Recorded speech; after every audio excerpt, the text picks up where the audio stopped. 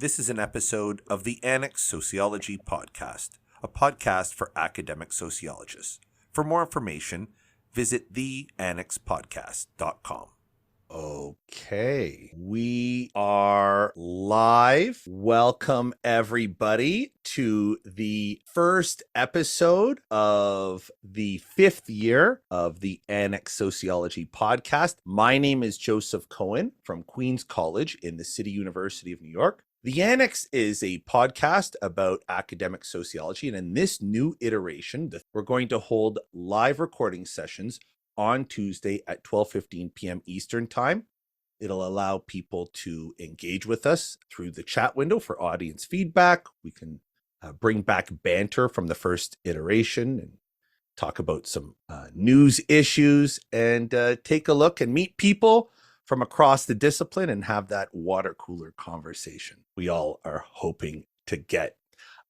Before we introduce, we got a great episode to kick things off. And before we introduce it, I just want to preview some talks that we have coming up in the next few weeks. So in 2 weeks, join us on November 29th for a talk about making governments respect human rights. We're going to talk about a new book by Lisa Hayar from UC Santa Barbara, The War in Court. It's a book about how lawyers fought torture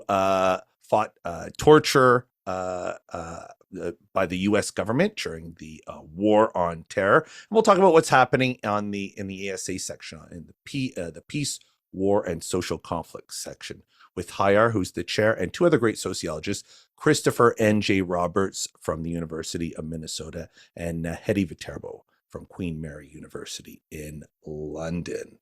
And then the next week, check this out, Raul Perez, author of the acclaimed Souls of White Jokes, a book that details how racist humor reinforces white supremacy. He's going to be here with two killer guests, Anne Morning from NYU and Victor Ray from the University of Iowa. So if you are a fan of the sociology of race, you're not going to do much better than that. That's what's happening in contemporary sociology in the year 2022. And, so come join us. It's on Tuesdays. One last thing before we start the episode, the Annex is brought to you by the State and City of New York through its support of the CUNY system. It's made possible by New Yorkers' commitment to an excellent public university system. And with that, let's begin. First, I'm here with my colleague, Daniel Morrison. Daniel Morrison from Abilene Christian University. Dan, do you want to say hi? Introduce yourself? Joe, it's good to see you. And I'm so excited about this series for the show. It's been a pleasure to work with you on these past year or so, maybe even longer than that. And I'm super excited for our two guests today who have a lot to contribute to the conversation around the sociology of science in the United States and elsewhere. So thanks for joining us. That's awesome. And today I brought in two ringers. The first is JP Pardo Guerra from the University of California, San Diego. JP recently published The Quantified Scholar with Columbia University Press. We're going to talk about the book later in the episode.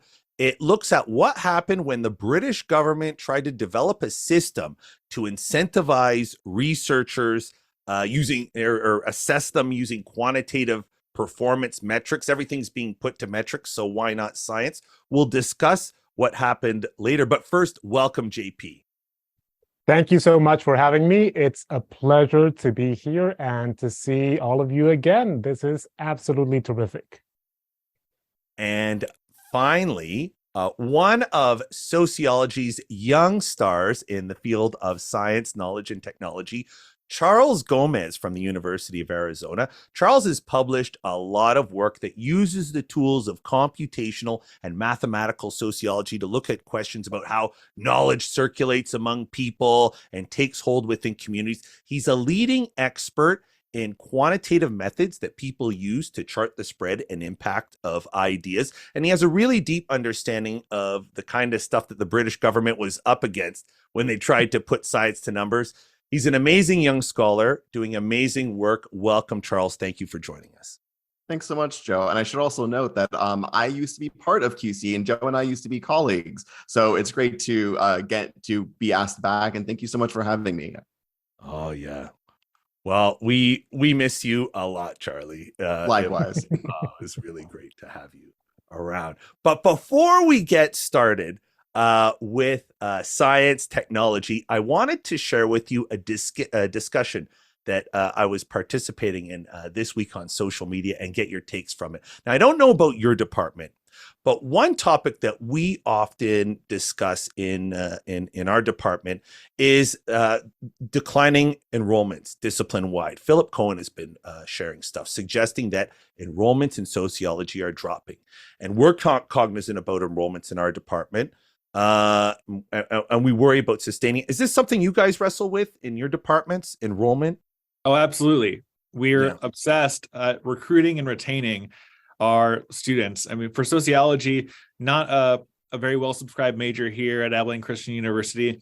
We do have a lot of transfer students, a lot of campus athletic workers who are in our programs. But with changes in that market in terms of the structure of transfers and sort of the lack of restrictions on transfers, we get a lot of movement in and out of our department. And so we're super interested in recruiting and retaining undergrads for sure. Well, you guys, JP, well, we'll find out in a minute. JP doesn't worry. They're not worrying about enrollments over where he is. It's actually not right now. Oh, I wouldn't say so. We'll find out in a moment.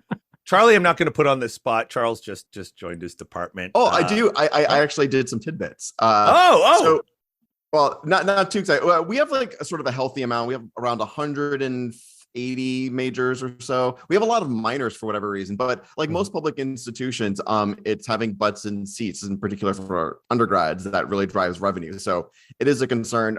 Our other strategy too is that since we're not a department, we're a school, which is a whole other story altogether. We have multiple different programs. So we have sort of like sociology adjacent programs. So like we have a crim minor, health and society major. So those sort of like are kind of like pontoons that keep sociology afloat in some way. So diversified portfolio. Oh, very, very interesting.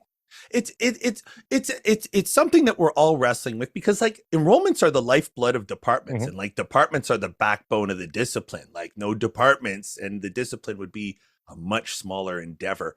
So what do you do when you're faced with this? Well, one way is to look at the market leaders and see what they're doing. And so take a look at this table. This is in honor of Charlie and mine's colleague, Emeritus Dean Savage, who used to circulate this. These are the largest sociology departments in the United States by majors graduated in 2020. So this is IPED's data. And like, first off, what do you think? My first thing is like, what's going on at UCLA? That's an enormous program, like 800 graduates. They must have like 1,500 students in sociology. And then Santa Barbara is next, University of Northridge. So California is very well represented. JP, why is sociology so huge in California? What's going on out there? We live in a utopia. I mean, if you go outside and you walk on the streets, there's absolutely no poverty. Everyone has affordable housing. Racism is gone in California. It's amazing. And that's what happens when you have really healthy sociology programs in your state schools. It's incredible. I would totally recommend it. Yeah, right. Well, there's definitely something going on in California because wow, those departments are big. I mean, I guess that one of the things that happens with us, and we've been growing quite a lot in the last 5 to 10 years, is that the UC system, for example, has been absorbing or increasing enrollments considerably. Our campus is projected to reach about 35,000 students by 2030, I think. Mm-hmm. And a lot of the transfers and a lot of the new students who join the campuses can't get into impacted majors like engineering, the sciences in general, computer science and computer engineering. And lots of them end up in the social sciences, and they're terrific, amazing students that find a home in in sociology, in political science, et cetera, and that makes the programs actually quite healthy. Mm. But it's a bit of a numbers game, and it has to do with the amount of students that the UC system and the Cal State system serves. Dan, where are all the big Texas universities in here? What's where are the Well, big they're Texas? not, obviously they're not on the list. I mean, just look at that list, right? It's the top 10 are all UC or CSU schools. What do we know about California, right? It's the most populous state. It's one of, if not the most diverse state in terms of racial and ethnic, makeup. It's also a state with, contrary to JP's literally incredible description, that has a high degree of inequality, right? And some pretty severe, I would say, structural issues, that aren't totally solved by the current budget, I guess, recent budget surplus in the state of California. But I think that means, in combination with high enrollments, that there are a large group of students who are going to be attracted to the kinds of things that we care about and that we talk about. So, social inequality, social injustice, social movement, social change, how, local economies and the state of California's economy is tied in with global transformations in science, technology, industry, those sorts of things. So, I mean, I'm happy for you all in California, but there are certain challenges that I think our discipline is uniquely situated to discuss and help students understand. And so hopefully that's attractive. I mean, it does help to have 35, 40, 45,000 students to draw from, especially with these like structural bottlenecks that JP is talking about in other disciplines that, the marginal cost I would think of adding a sociologist to the UCSD sociology department is a small fraction of what the marginal cost is of attracting a new physicist, for like experimental physicist, for example, or a person who does, bench lab science, So if I'm thinking about budget resources, if I'm thinking about sort of where to get my biggest bang in terms of enrollment and sustainability for just classes from an administrative perspective, I start to think, well, maybe that English department and that sociology department, that political science department, that psych department, they don't look so bad in comparison to maybe some of these other ones. That last bit is more speculative, but I'd be interested to learn more. Dan, would you like to be dean at UCSD? I mean, because we could recruit you as a dean. With exactly that perspective. Don't do it, Dan. I'll just say Don't this, ever JP, go to the dark side. I'm very pleased to have a tenured position at Abilene Christian University. I had a friend who's a salesperson, and he told me, he said, I always tell people I'm never looking, but I'm always willing to have a conversation. So, Charlie, do you have any takes on this? Respect the hustle. I mean, one thing I wonder if there's also kind of this cultural story as well. I mean, so there is something unique about California, right? It's all the Cal States, all the UCs, but if this sort of is more of this progressive sort of mindset that you expect of the populace in California, why don't you see it in Illinois? Why don't you see it so much in New York? You see it within the CUNY system, but why not at UMass? And I'm wondering if there's something unique that that California has done amongst its departments to make it an attractive major. I mean, look, the one really great thing about sociology is that it's everything. The one bad thing about sociology is that it's right? And I'm kind of wondering if there's something strategic about taking advantage of the flexibility to make it everything to everyone, right? I mean, one of the things, like one of the majors that's growing the most is healthcare. And I'm kind of wondering, at least in our case, one of the things that we did in Arizona was sort of try to piggyback on this rise an interest in healthcare. And I'm wondering if like maybe that was some kind of strategic decision that was done amongst the UCs. Like, is there something unique about what they're doing there that's grown enrollment? Because I think sociology is kind of, you think of the hierarchy of fields, right? Sort of this Comtean kind of ordering. We're kind of at the bottom, even though he had us at the top, part. But I mean, but sociology speaks to pretty much every single social ill and social problem that we're facing. I mean, look at the midterms, right? Look at all the things that we discussed that sociology touches on. So, it's obvious to me why this should be one of the more popular majors. And I'm kind of wondering if there's more of like a functional thing that we ought to be doing to attract more people, that apparently something that's happening at the UCs or Cal States that they're doing pretty well. Yeah. Okay, so part of it is big schools. Like Kim Whedon of Cornell made a very good point. The big departments are all in large institutions. If Princeton had 800 sociology graduates a year, you'd have to enroll half the university in sociology. So here, check this out. This is best schools by the ratio of sociology graduates to all graduates. And sitting at number 8 is UC San Diego, JP. Guys Wow. yeah, you guys are doing a good job, I guess. So That is amazing. I did not know that, and I'm director of undergraduate studies. That tells you a little. you are the 7th best enrolled department in the United States. Number 1 is Wake Forest. There's some good people at Wake Forest. Yeah. It's like 9% sociology. So Wake Forest is immensely, I guess it's very popular. Yeah, there's some great schools up here. Utah, there's tons of great people. Hawaii at Manoa, I mean, I've run into tons of people from there. They're great. All the way down, there's some really good people. BYU at 20, that's interesting. Right? Right? So like, what's interesting to me about this, though, is like, if we're going to figure out what's going on with sociology, we should be looking to the schools that are successful figuring out what's going on. And this list is not the typical list. Like, these are not the schools that are put at the center of our discipline. And maybe it's time for us to just everybody take a look and see what's going on. To those of us joining, we've got 10 people here. I'm super excited. Welcome to all of you who are joining us. If you put something in the chat window, we're watching it and we'll respond. So join the conversation if you want. I have one last bit and then we can move on to the sociology of science. I know this went a little long, but I was having a really good time. We were talking about a lot of these schools are big state schools. New York and California have a commitment to open access through economies of scale institutions. So I have a little rough or like back of the envelope regression analysis to share with you. I'll just do the quick interpretation of it. This is like a little bonus.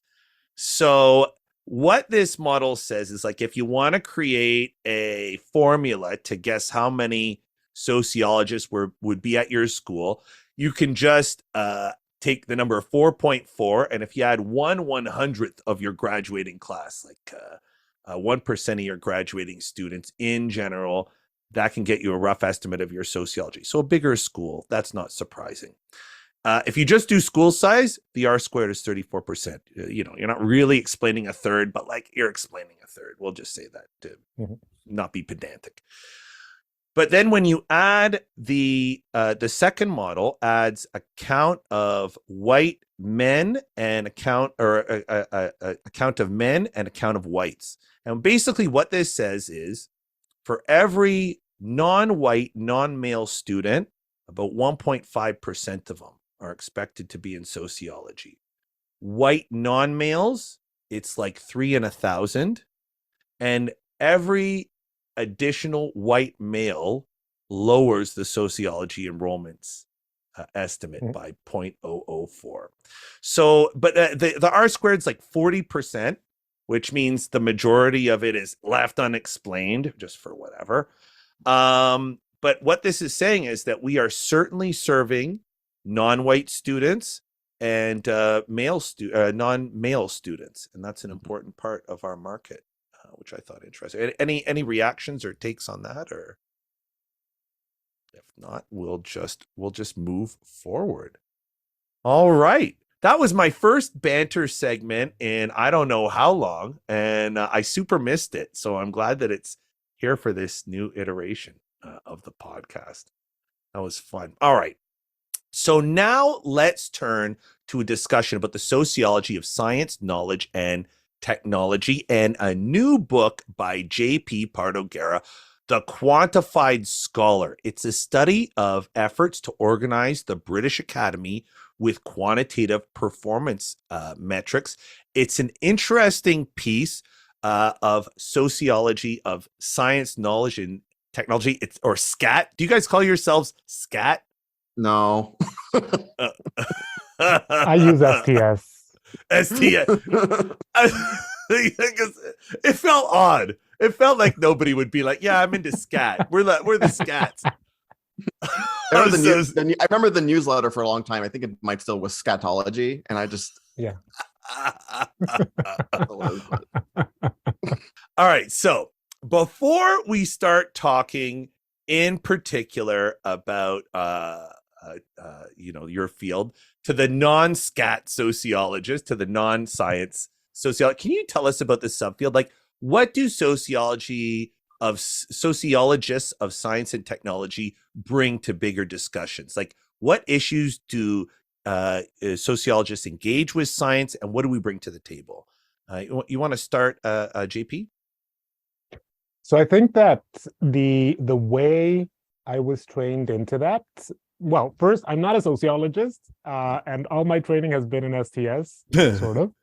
And I think that the way it was introduced to me and the way I understand it and live it in a sense is by thinking about the social influences on knowledge formation and knowledge production. So the key thing is that if you go back a century, philosophers were trying to think about what distinguished true knowledge, true scientific knowledge from pseudo knowledge and from things that were not science. And sociology went into that conversation not by trying to parse what is and what isn't, but trying to understand how knowledge is produced in particular cultural and institutional contexts, and what shapes its adoption, its rejection, et cetera, without having to go into that more messy domain of saying, oh yeah, this is true. And I think that that's one of the key things that sociology has done tremendously well, and the social sciences have done incredibly well in relation to the study of science. They presented these dynamics of how science is made on the ground, how it's produced, how claims are articulated and then adopted, how they travel, how they sometimes disappear, et cetera, and how all of that is ultimately based on the work of social institutions and the work of people who are ultimately social agents, not these disembodied epistemic brains floating in space. And what does that bring to the table? Like, when you're with other experts who study science, maybe are a little more technological determinists in their view, like what do we bring to the table, our discipline, you think? Complaints. No. I think it's what one of the things that we do contribute is a sort of more reflexive assessment of how the claims are coming or are based on the position of the individuals who are making those claims. And I think that is something really basic, this very naive almost idea of interests behind the formation of scientific claims.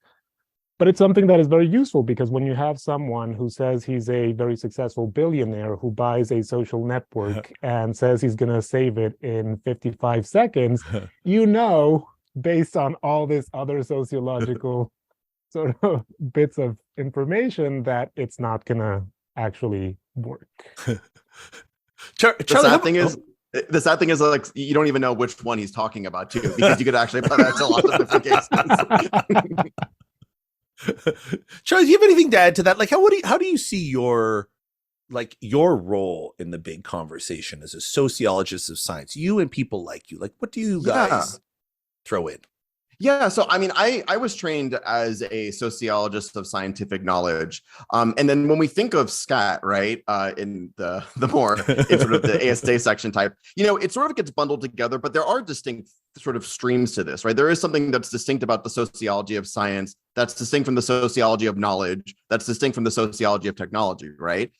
Whereas science and knowledge are kind of more intertwined, but knowledge itself, you think of, Karl Mannheim and sort of ideology and utopia, that's sort of more abstract, right? Sort of really sort of plugs into this notion of like fake news and whatnot.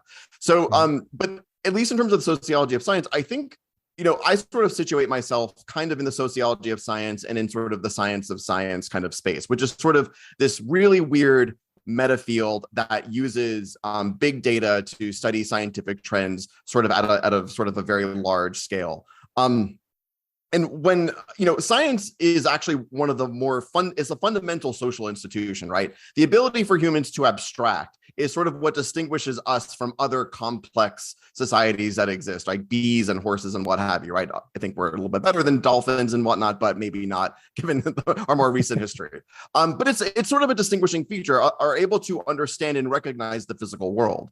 And considering where we are right now as a species, we just hit 8 billion people on this planet. We have issues of climate change, global pandemics. Science and technology are at the core of all of these things, right?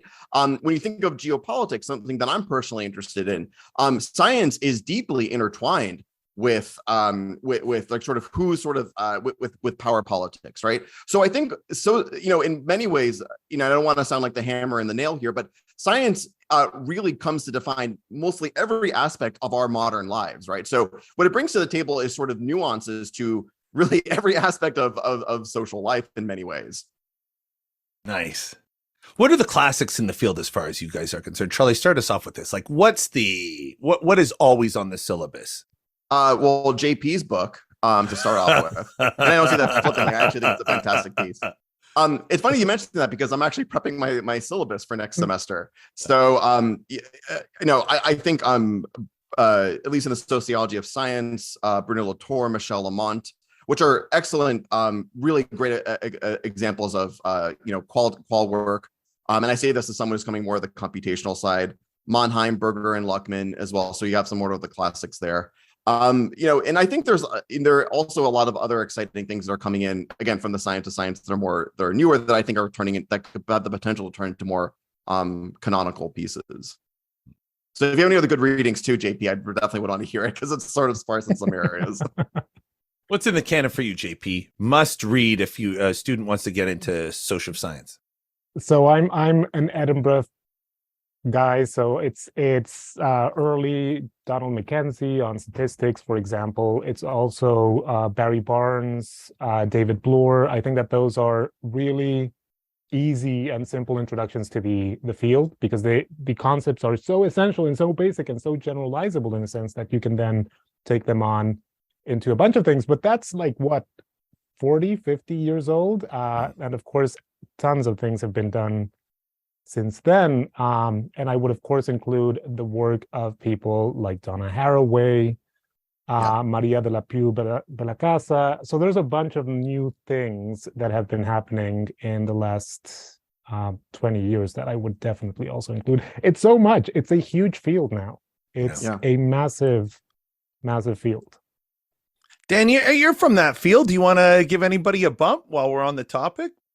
Yeah, I mean, I have been interested in some of the conversations around racial inequality and racial injustice in technology, kind of algorithmic discrimination, the ways that science and technology are used as adjuncts to kind of the carceral state and other ways that social control works. And so Anthony Hatch has a couple of books that I think are worth looking at. Ruha Benjamin has Race After Technology that I think is worth looking at. Alondra Nelson's work on genealogy and for public genealogy is super interesting. So off the top of my head, those are people who just come to mind for me. But as JP and Charlie have said, I mean, it's a large field, and you could carve out very highly specialized seminars on almost any of these areas. Yeah, right. So let's get into some contemporary classics and JP's The Quantified Scholar. So JP, do you want to start us off? Just like tell us the backstory. How'd you get into this? Study? Is there some autobiography in here? Oh yeah, completely. So I do open with this vignette, which was what triggered me to do the book. It happened maybe, I don't know, 8 years ago, something like that.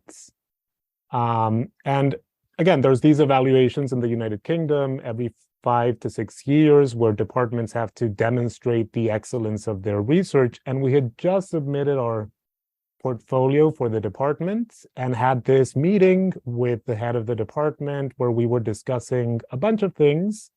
And one of the last items on the agenda was having to come up with a list of the journals where we had to publish. Because that was a list that would be used by the administration to better assess our files and our progress in the department. And it was just such a weird experience because there we were, a room full of sociologists, some of whom taught, had read, and contributed to work on rankings and lists and all these things, sort of naturalizing the fact that we were producing a list without even mentioning that the exercise was in and of itself completely idiotic. So we participated in that. And when I left that, that sort of faculty meeting, I was like, oh yeah, this is definitely a study. This is sort of like Michelle Lamont meets Wendy Espeland, and there's something there. And it was so peculiar. And of course, going through the whole process and then seeing from afar how the process has developed in the last few years was also really critical to sort of developing some of the ideas in the book. But it was basically an autoethnography of how faculty gets tortured by faculty. Yeah, I figured a little bit of that was lurking in there. So tell us about the book, though. What did the British system do? Why did they do it, and what were the effects? So the exercise, these evaluations, started in the 80s when the budgets for higher education in the UK were cut massively. So there was a huge contraction of budgets for public universities in the UK. Most, if not all, of the research-intensive universities in the UK are public. And part of this cut meant that academics started thinking about how best to use the funds that were now available in more efficient ways. And of course, the issue was, why would you have 25 physics departments when you can have 7 and focus resources on those 7 if they're the best physics departments in the country? So they came up with this exercise. It was a very sort of light touch way of evaluating the departments. They had to submit their CVs, lists of publications, and 2 pieces, 2 research outputs produced over the last 4 or 5 years in those departments that demonstrated the excellent research that was being conducted there.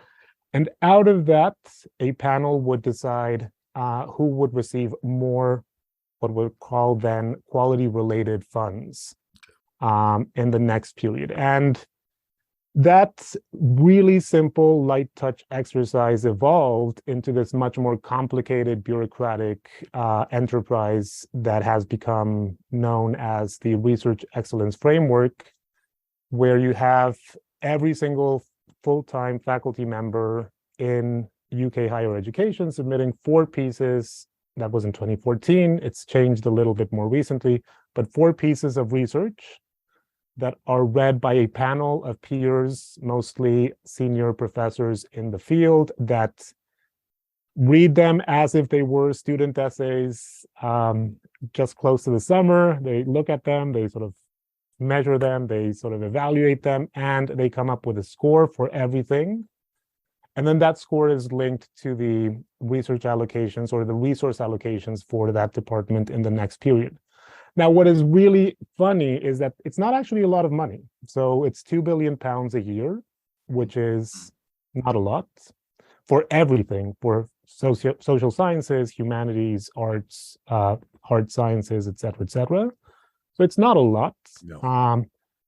but it is very much about being one of the prestigious institutions that can demonstrate that you're doing the best possible research in the country. And it's become a very central element in the way institutions understand themselves in the broader sort of firmament of the sector, and also in the way academics I think about their production, think about their projects, think about their publication strategies, and the worth of their colleagues elsewhere. So it's become really this all-encompassing culture of evaluation, which is also something that Strathern already said years ago, but that is even more intense now. So wait, just to clarify. So what happens is you're a professor and you have to submit during every period 4 of your papers, and basically a colleague will give you a grade. And if you're one of those, and if everybody gets a good grade in your department, then you get some extra money. And so everybody wants to be someone who can raise the score of their department, I suppose, right? You want to be a grade raiser rather than a drag on the group. And so now everybody's just trying to get good grades, basically. Everybody's looking for grades. Is that basically what it amounts to? That's basically it. Though the funny thing is that the actual real grades are unknown. When you submit the work to these panels, the panels come up with the grades, with the scores for all the papers, books, etc., etc. And immediately after the averages are calculated, they destroy all the information about those individual grades. So you don't know if you're a 4-star or a 3-star or a 2-star researcher. 4 is like the best you can be.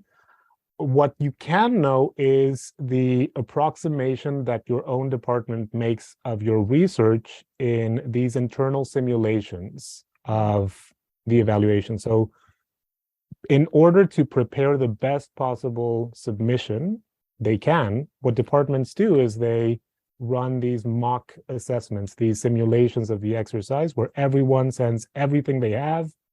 Then they're scored by senior members of the department, external guests that are paid for to have a look at those bits of research. And then the department produces its own estimate of what the individual bits of work are worth, in a sense.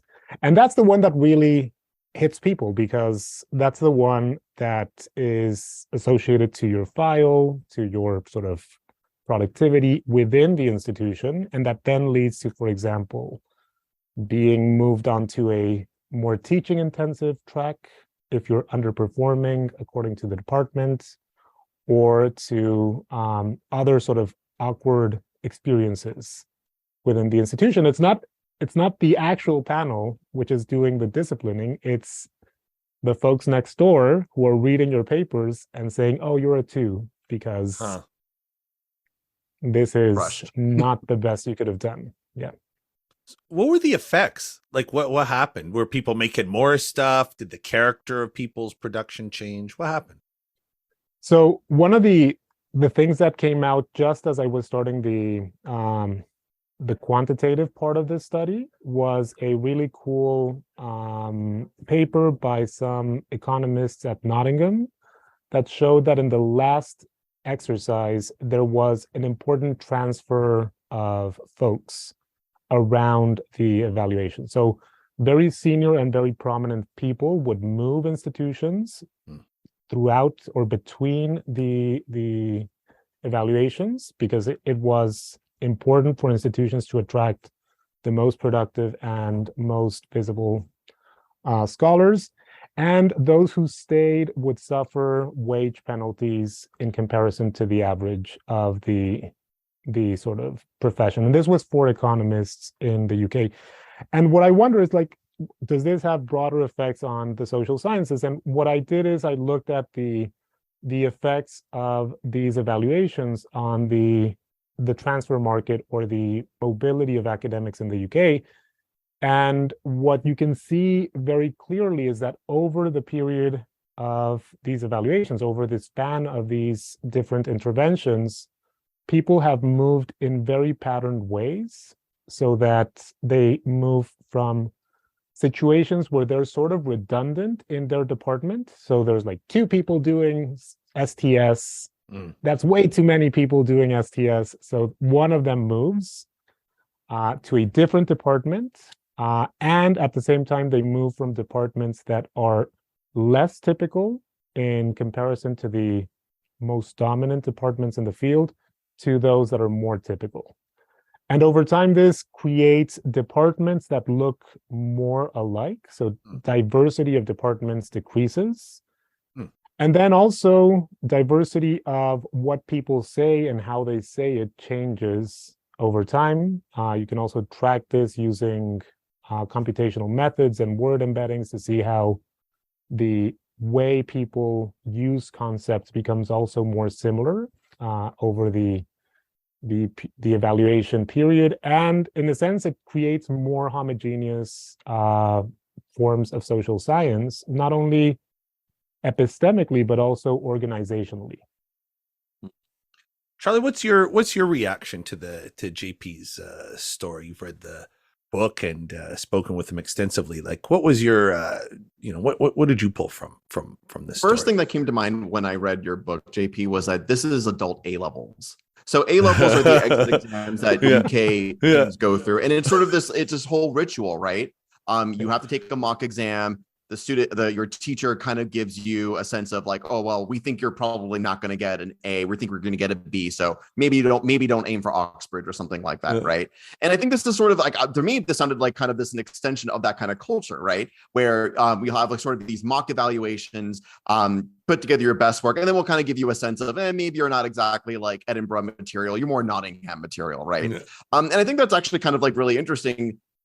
Especially given that the UK is compared to the US, right, which is really decentralized, was sort of the US higher education came out as this very bottom up kind of process, right? I think of like David Labarie's work on the history of a US higher education, which is just happened to be the best by circumstance and folly.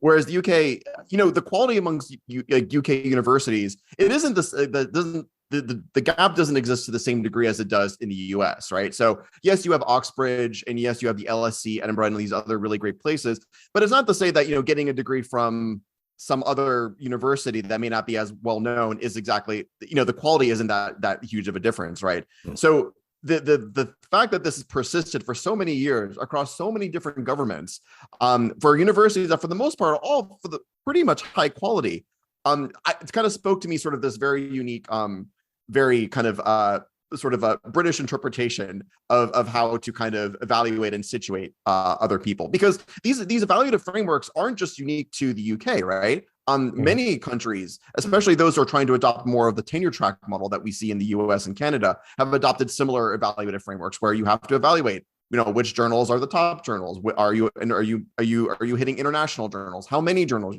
are you publishing in? Are you publishing with international co-authors? So the idea of the framework is kind of a universal thing, but sort of the way it was implemented in UK just kind of was such a unique sort of path dependency of just a very kind of unique British sort of setup. Am I reading that right, JP? I don't want to mischaracterize. Yes. No, yeah, completely. I think that it had. I mean, I never thought of the affinities or the similarities with the A levels, but it's precisely that. I mean, it's a particularly British story, but at the same time, it's really generalizable, because the thing is, a lot of the logics underlying this process are the same ones that animate evaluations in Australia, in Singapore, in Mexico and Brazil, et cetera, et cetera. And it's interesting to see sort of to then think about disentangling the British bits from the more like generalizable, this is the issue with how we evaluate our peers, basically. Yeah.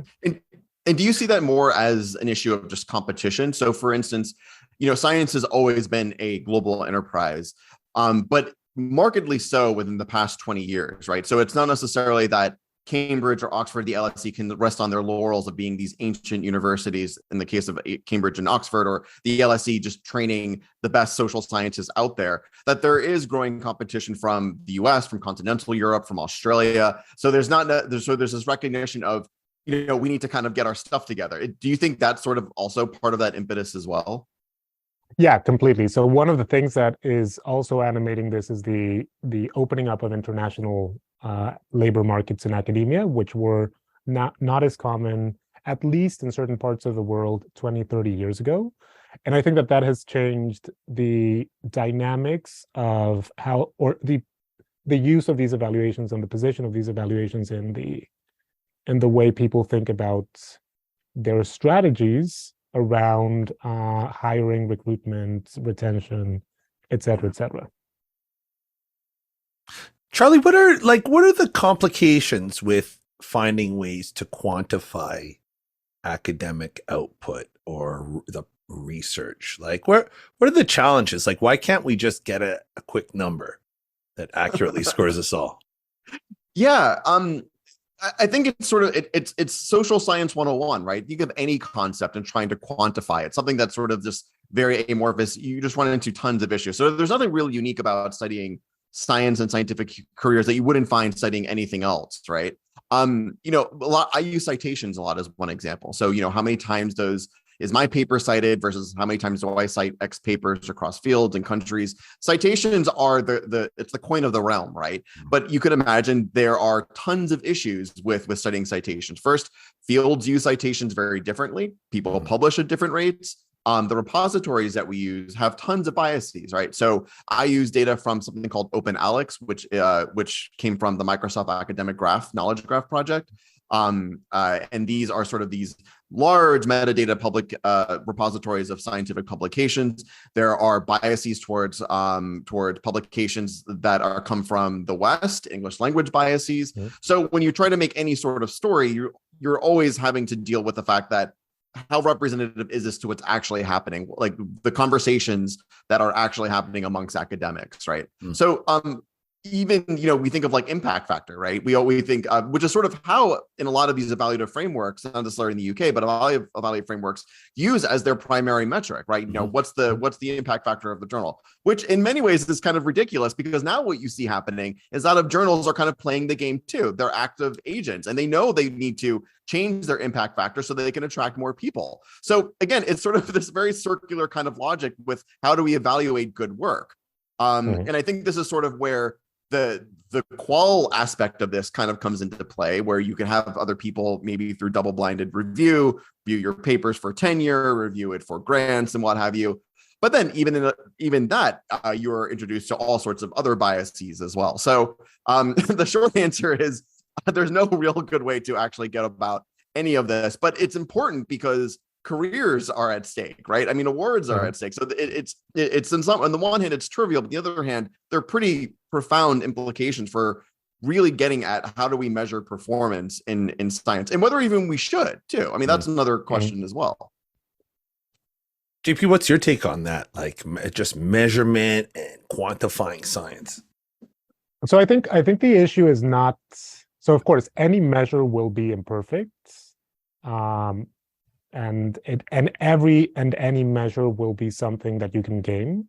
But at the same time, so one of the things that I came out with in this project is this issue of the problem is not measurement, but the cultures that we develop around measurement. So the moment you tie the value of an individual to publishing in a particular impact factor journal, that's not something that is being done by the impact factor. That's not sort of work that is embedded in the construction of the impact factor. That's something that you are attributing to that number and that you are doing actively with that number. So the problem is not quantification. It's being reflexive or about quantification, its limitations, et cetera, but also reflexive about how we use it in practice in determining the value of knowledge, of people, of institutions, et cetera, et cetera. And that's, I think, the key thing. It's not the numbers, it's the people who use the numbers. I mean, JP, I thought about this in a couple of ways. One, in terms of careers and how this framework certainly values certain aspects of academic careers over others in terms of research output. I mean, there's lots of things that faculty members do in addition to their research. But also, I mean, to me, a big part of your story is the homogenization, if we can put it that way, sort of the way that, maybe sociology in this case, or some of these fields are becoming more normal, And I mean, it concerns me as someone who maybe has done stuff that's not exactly mainstream sociology all the time, that if we're creating systems and being ranked and judged, and our careers are being impacted by how similar our work is to other work that's judged to be of high quality, then doesn't that have implications for the overall kind of structure of the kinds of questions that are asked, maybe the types of research methods that are used? Like, and really, I'm more of a critical kind of guy. So about what are the sort of critical frameworks that might be used, or the more creative ways that people could do scholarship? I mean, if we're using these kinds of benchmarks that lead to homogenization, what kinds of scholarship are we not seeing that we would have seen otherwise? So what is the alternative world where we didn't punish people through disciplines? I mean, that's part of the problem. The thing is, we inhabit these disciplinary domains, and they're disciplines in also the disciplinary sense. And sort of thinking about how we can break away from the dynamics of disciplines is something really complicated that I wish I had an answer to, but I don't. Because the thing, even STS, I mean, STS is super canonical now. There's very clear reference to what constitutes STS, even though it was this weird marginal field 40 years ago. Now it's completely standards. We have handbooks, we have all these readers, we have textbooks in science and technology studies. We know who to cite for what. If you're talking about technology, you have to cite these 5 people. If you're talking about politics, these other 5, et cetera, et cetera. So breaking away from those disciplinary dynamics is it even possible if you're doing science, would be one of the questions. Is science inextricably tied to having to produce paradigmatic knowledge, which means, yeah, I mean, you're going to have to punish folks for not doing what is the accepted paradigm. And that's where I think we can create a lot of spaces for people who are breaking with those norms in institutions, not so much in the disciplines. That's where we as workers in institutions that also inhabit the disciplines have that role to play, to say, you know what, you're not a modal sociologist, but I think we should hire you because you have interesting ideas. That's a tricky thing to do, because you have to convince the modal sociologist to vote for the candidate that you think is not sort of falling within the paradigm of the field. But it's a fight that I think we should take on. We should sort of engage in. That's how I got hired. But so I have a few sort of dalliance projects, the best way to describe them, that look at, because I study global science, and what I've noticed is that most scientific research, what gets researched, is becoming more homogenous around the world, not just in terms of what you see from the text, but also who's getting cited, right? There is sort of this global process, we're all kind of citing the same thing, and this is something that's happening across multiple fields. And this is sort of the paradox of globalization, that yes, we invite more people into the conversation, but there is sort of this homogenization. And it's not the sort of a transnational conversation that's happening. It's a very distinct conversation that's very, very Western, very, very US centric. So there is sort of this mimicking of wanting to be like the, be like the leader, follow the leader. The consequence of that is that anytime you sort of quench different diversity from any sort of collective problem-solving enterprise, and by diversity, you can imagine identity diversity, but at least a diversity of different ideas or perspectives, the result is that the ideas that come out of those systems tend to be poorer, right? You don't necessarily, the churn of novelty and potentially innovation starts to decline. So when everyone starts doing the exact same form of sociology, the exact same form of economics, the exact same form of physics, you have the potential that there is sort of this slowing down of science. And indeed, more recently, there's been a lot of really interesting work that shows that science is in some ways slowing down, right? Some argue that it's just because science is so big. But if you buy into sort of this other mechanism, that it's the sense that everyone's doing the same thing, everyone's kind of trying to sort of look like everyone else, that you're not sort of preserving different cool ideas, sort of, iconoclastic people who might sort of break the mold and break normal science, right? To think of like this Thomas Kuhn kind of way, right? To sort of break the mold of sort of the conventional way with which things are done in a field. And I think it's worrying, right? And sort of therein lies the paradox of a lot of what we do in these fields. We're more interconnected. We could talk to each other more rapidly. I mean, we could share, people in the UK can share notes with what's happening in other countries as well. But that open communication also kind of leads to other power structures that exist that could potentially be hurting these fields.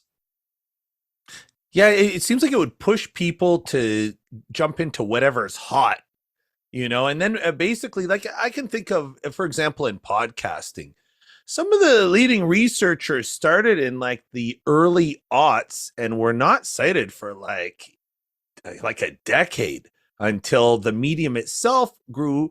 And then those scholars' work was more relevant, but you needed, some means of having people just working on irrelevant things so that like the knowledge was available should the occasion rise. And if everybody's doing, the same 5 hot things that you see in the news, well, then, science is going to be chasing the news rather than sort of leading people with new ideas and things like that. I have a question. In general, like, JP, after this experience, like, through the experience, what did you learn in general about the task of like putting people to metrics, creating sort of quantitative bases to run your job? It seems like it's something we're all getting put to in our work. And like, what do you think it's doing to us if your field experience is like any indication? So I think that if you take the metrics at face value, then you are just allowing the power structures that are driving the metrics to sort of control your life. I think that the key thing is not necessarily thinking. So again, I think that the issue is not thinking of metrics as the problem, but thinking of them as a point of conversation on how alternative ways of managing spaces, of running organizations, et cetera, can be done. So an example, we talk a lot about diversity in higher education, and we measure it in very weird ways. And we measure it actually for a very intelligent field where we're full of lots of really intelligent people in very simplistic manners. And I think that having metrics that capture, for example, more multidimensional forms of diversity, of teaching, et cetera, would be a way of taking control over our workplace. So again, it's about thinking not of metrics as something that is necessarily problematic, but as something that we can use to produce better environments for us and for others and for us into the future, in a sense. And again, how we measure things, what we decide to measure, all of those are points of discussion that we can have, particularly with people who think that metrics are what matters at the end of the day. I think we lost Dan. I think Dan had to go teach. Oh, he's here. Sorry, Dan. I know that Dan... emergency disruption here that happens at a liberal arts college with lots of people knocking at your door. But I'm back. Yeah. Well, I think we have to wrap up anyways because we're coming up on an hour, and past the 1 hour mark is when I start getting in trouble with producers who have to go through this afterwards and cut it into something good. But before we wrap it up, do you want to give any shout outs to some colleagues who you feel are doing some good work and they deserve a mention, deserve sort of a shout out of any type? Anybody want to I guess we talked about earlier, but anybody else to give a shout out to before we wrap it up? Well, I just want to say Charlie's work is amazing, and everyone should. I mean, the work on paradigmaticness is really super awesome. I think it's something that everyone should totally engage with. Thank you. So oh yeah, Dan. Yeah, I just think I was thinking about the sociology of science and the science of science, and John Evans at Chicago and Jacob Foster at UCLA, I think are doing some really interesting. There are other people too, I'm sure I'm missing, are doing some really interesting work there as well. I mean, when I encounter their stuff, my mind is kind of just blown. And so I had that experience reading early STS stuff, and when I read those books, I also have that experience. So that's good work worth pointing to as well. Charlie, any shoutouts? Yeah, I'll highlight three of my fellow junior colleagues, aside from JP, whose work I'm a huge fan of, obviously. Misha Teplitsky at Michigan, awesome, cool work on peer review. I'm also a James Evans student. Elina Makinen at Tampere University in Finland, one of the best qual researchers I know who studies interdisciplinarity. And Molly King at Santa Clara University, also really, really cool stuff on just knowledge and science and citations and whatnot. Oh, Molly King's in the chat window. Molly King's in the chat window. Molly, are you still there? She had something interesting to say, but I saw it after the conversation was over. All right. Okay, well, let's wrap it up then. Thank you very much to the three of you for coming. It's always wonderful to hear from you, JP. I love following you on social media. You're such a funny and smart guy. Charlie, we love and miss you so much. You're such a gifted. No, I miss you guys too. And it's great to see both you and JP, and nice to meet you as well, Dan. Hold on, wait, quick question from Sarah Bratt. Anyone going to the International Science of Science Conference in DC this summer? Anybody going? I Not me. should. It looks like a tentative no. I guess everybody's waiting to see if they'll get travel money this year. Who the heck knows what's going on? All right. I also want to give a shout out to Sarah Bratt at the iSchool also at Arizona. Really, really cool work with bibliometrics as well. So shout out to my colleagues as well. Well, that's awesome. We're glad you're here, Sarah. Molly, why don't you come on the show next time and tell us about what you guys are doing, and we'll do another science episode. All right, well, that just about does it for year 5, episode 1 of the Annex. We will release this video should be available on YouTube as soon as we're done the stream, and we're gonna release the audio of it on the Annex podcast. I think next week we're going to release an audio interview of Beth Berman by Dan. Yeah, and maybe we'll get a little banter thing before we play the audio. Beth Berman is just one of the best. She's like one of my favorite. She's so darn funny too.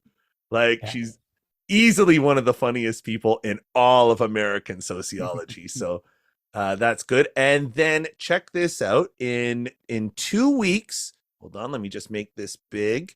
In 2 weeks, we are going to have a great panel on human rights and making governments respect them. We're going to talk about Lisa Hayar's new book, and we are going to talk to in addition to Professor Hayar, we got Christopher N.J. Roberts from Minnesota and Hedy Viterbo from Queen Mary University in London. So don't miss that. We're here Tuesdays at lunchtime Eastern time. If you want something featured, if you got something interesting, reach out to us. People don't contact us except for the people who you see always in sociology media, and you see them because they promote their stuff. This is a very small community. It's not big, so share your stuff. We want to get to know you. You can reach out to us on social media. I'm still waiting to get a Mastodon account, but all of the servers are locked up right now, so you can